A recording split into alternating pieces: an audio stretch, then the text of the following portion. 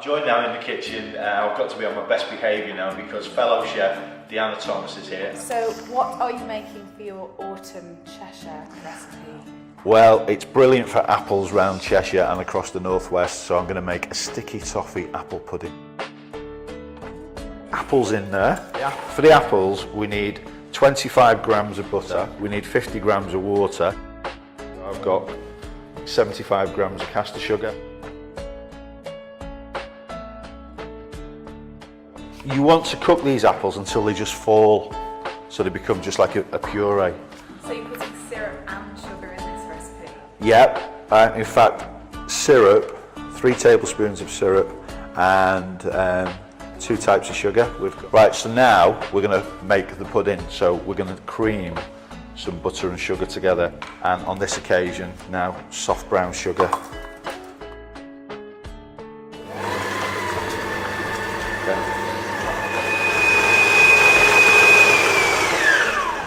Right, so that's had about 5 minutes now, and you just see it's started to change colour a little bit. So now we're going to make the pudding mix. We're going to use 2 whole eggs and the golden syrup, and then add your egg bit by bit. Because now our last ingredient is going to be self-raising flour.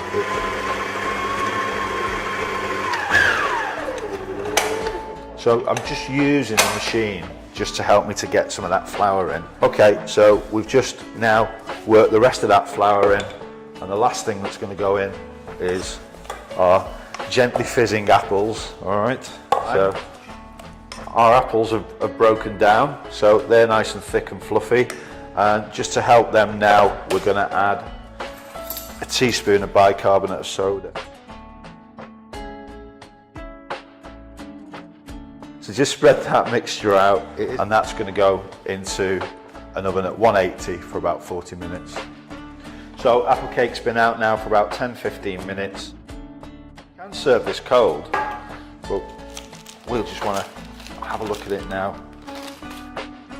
Probably take that end piece off and take a nice slice of that apple pudding